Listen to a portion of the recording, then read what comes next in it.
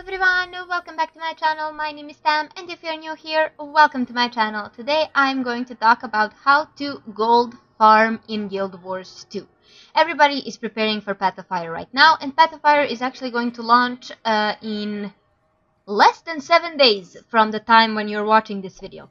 So that is pretty exciting, you guys. Path of Fire is literally around the corner, and I want to share 3 options that I've been using to farm materials and to farm gold.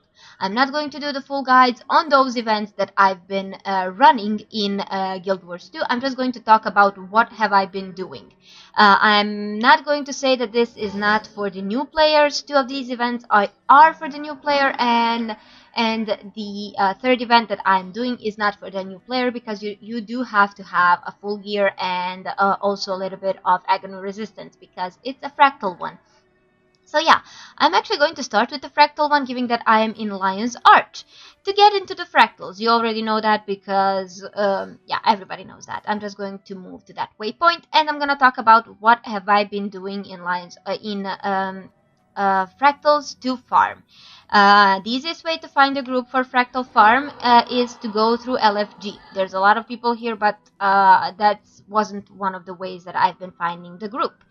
Usually I press Y, I go to Fractals of the Mist, that scales 26 to 50, and literally there is already a group that says 40 farm, and people will tell what they are trying to find. 40 farm is doing Fractal 40, the molten fractal all over and over and over again, getting the Fractal of the Mist boxes, getting pristine relics, and all of the other loot that you can get from Fractal 40 in general. One run of Fractal 40 takes you 5 to 10 minutes to finish, depending on a group and on the amount of people that are inside. So I'm just going to enter Molten Boss, and I'm going to show you. I'm not going to do it. I'm going to enter the complete fractal, but I'm not going to do it because I did not want it to film that. You literally just enter. Yes, I am going to enter, and I'm going to leave afterwards. You get into the Fractal 40 with your group, and there are 2 bosses. The first one is, I'm going to show you. The first boss is over here. The second one is going to spawn over here. Pretty easy to do, nothing special, nothing much. Mechanics are okay. And for Fractal 40, you should have at least, I think, 25 agony resistance or something like that. I haven't read it. I'm just going to exit back. And yeah, it's pretty easy to finish. Like I said, 5 to 10 minutes to do it, and you can save up materials that you get, or you can suggest this agony resistance is 43. My bad, you guys. It is 43 for Fractal 40. You can easily get 43 agony resistance if you want to farm, or you can find a group who is going to help you farm this without agony resistance. There is a lot of people who are going to help you. I was actually in a group of 4 people where 3 of them died at the end of the dungeon, the fractal, because they did not have enough agony resistance. So this is the first way that I use to farm. I usually watch somebody on the side streaming, or watch a movie on the side, and just do a repetitive motion in Fractal 40. You do have to be a little bit careful if you're playing something that is squishy, but it's pretty easy to finish, and you're going to get, like I said, a lot of the fractal relics, and also, if that was a daily, pristine fractal relics. But you're going to get a lot of fractal relics. I had 3 fractal relics, and I farmed 140 from something like that, from 10 to 12 runs, and in those 12 runs I earned 12 gold. So personally, I could have earned a little bit more, but I saved a bunch of materials because Path of Fire is at the corner, around the corner, and I do want to save up a little bit more materials as well as money. If you're selling everything that you get, you can earn up to 20 gold, if I'm not mistaken, sometimes even more, depending on your RNG that day. So yeah, that is the first way. The second way that we are going to talk about is going to be in Silver Waste, good old Silver Waste. I'm going to move to the Camp Resolve.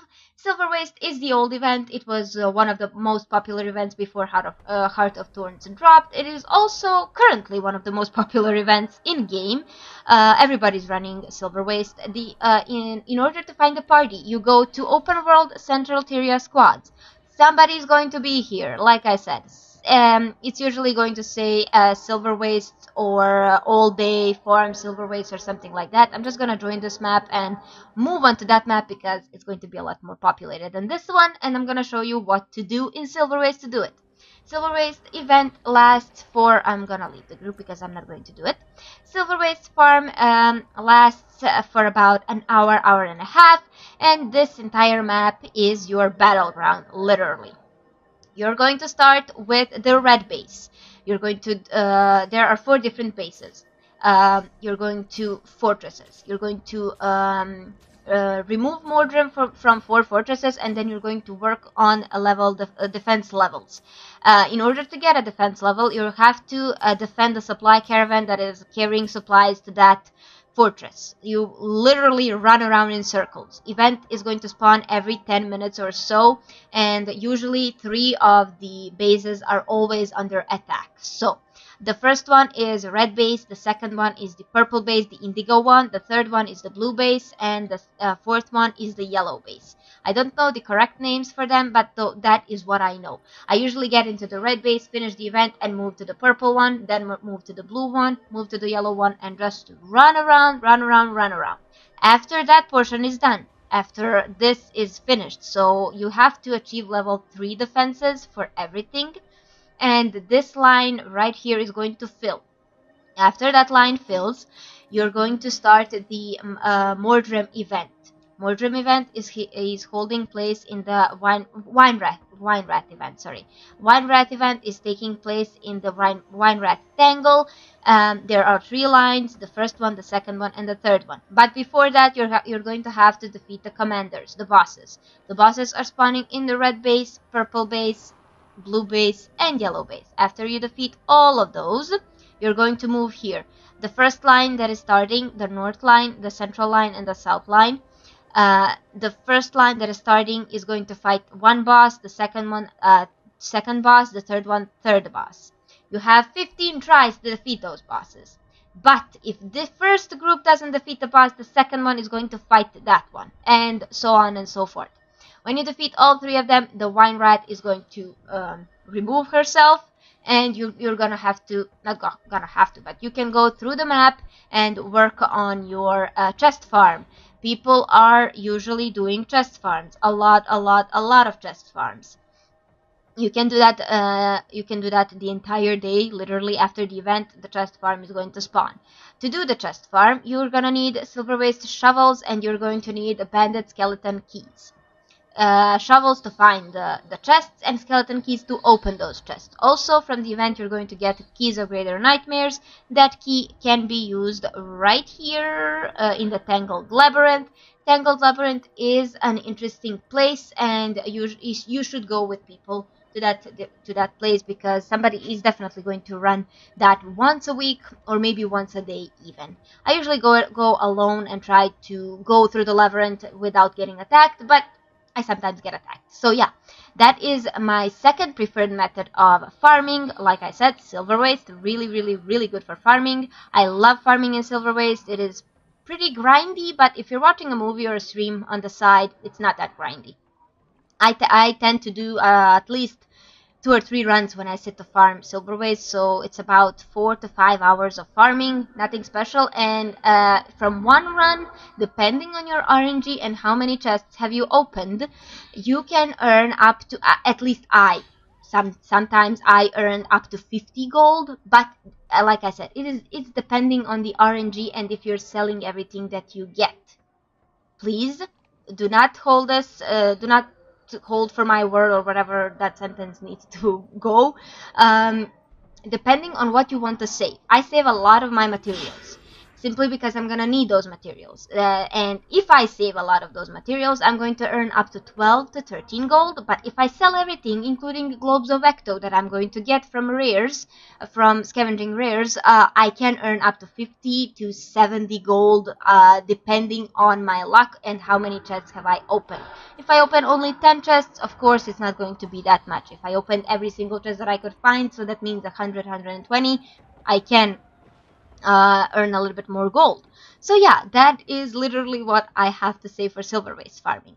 Now we're gonna talk about Heart of Thorns farm. There are 4 maps in Heart of Thorns: Verdant Brink, Auric Basin, Tangle Depths, and Dragon's Stand. All of those maps have their preferred meta events. The ones that I personally like are in Auric Basin and Dragon's Stand. In Auric Basin 1 is the easiest one that you can find. It lasts about 30 minutes, not even that much. Dragon's Den one lasts about an hour and a half. The gold amount that you're going to get from both of these is pretty much the same. The one that lasts 30 minutes is probably better, but the one that lasts 1 hour and a half, it's going to continue.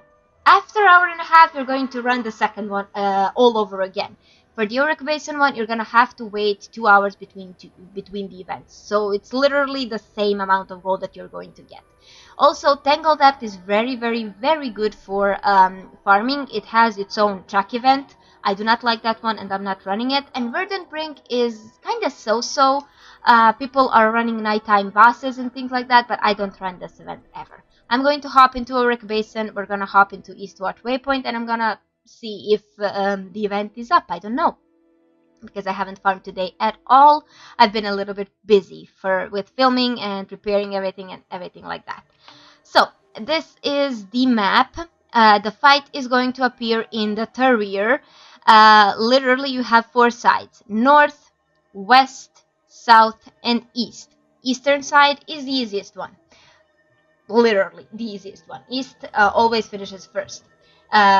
Literally about a group of players is coming inside the Tyria from this side, and the wine rat is staying, not the wine rat, the big thingy that is blocking the entrance. I cannot remember the correct name of it, but basically that is blocking the entrance to the Tyria. You cannot enter Tyria when that event is started.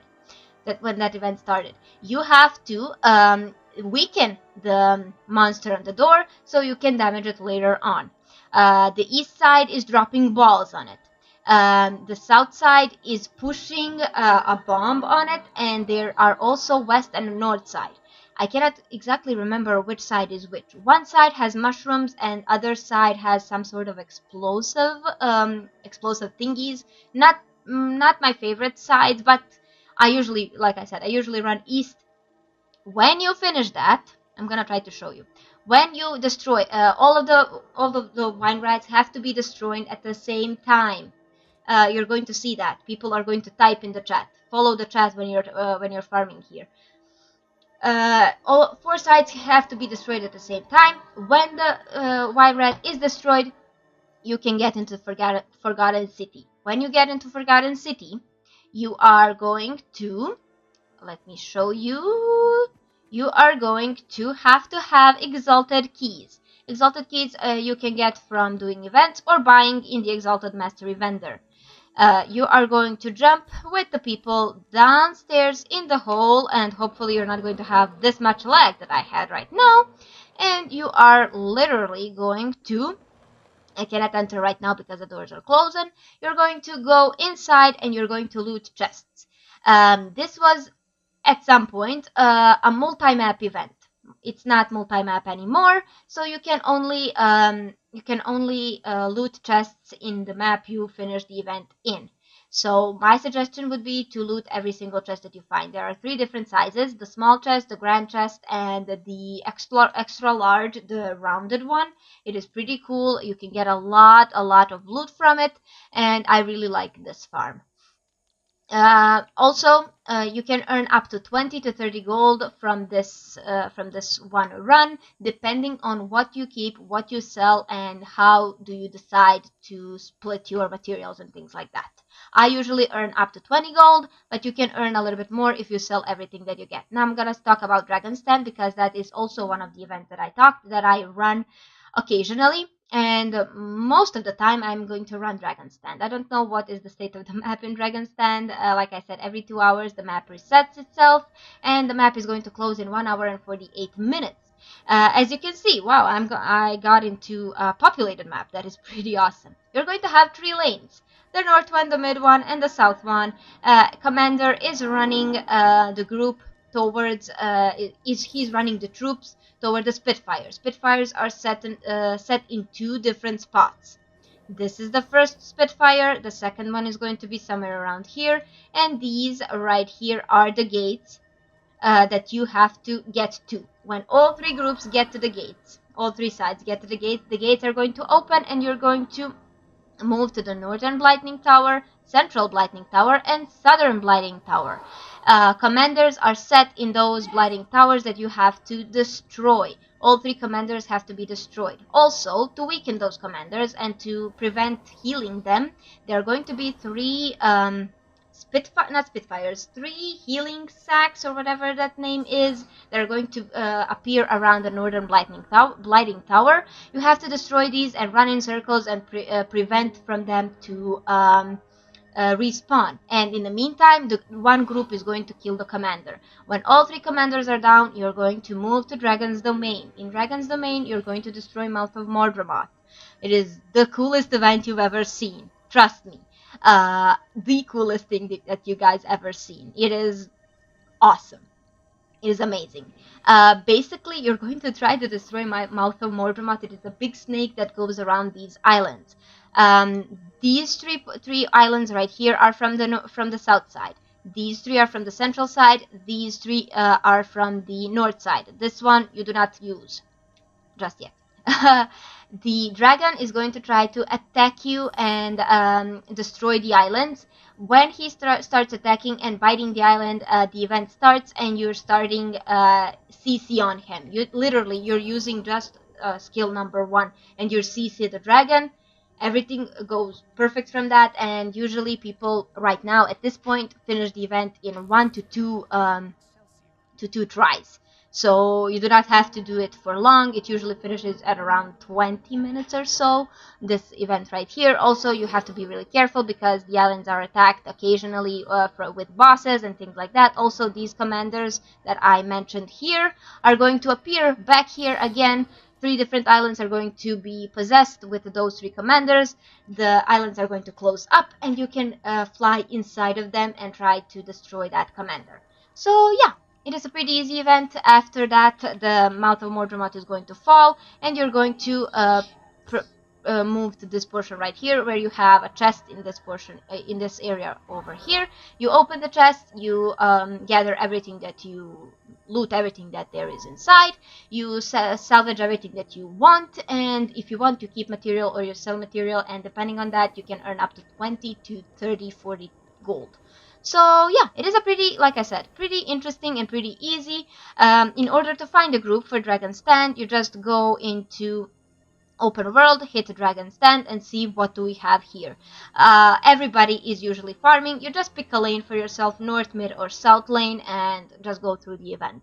I personally did all 3 of those. South one is I don't like the south one. The north one is pretty good, but I usually run the mid one. So yeah.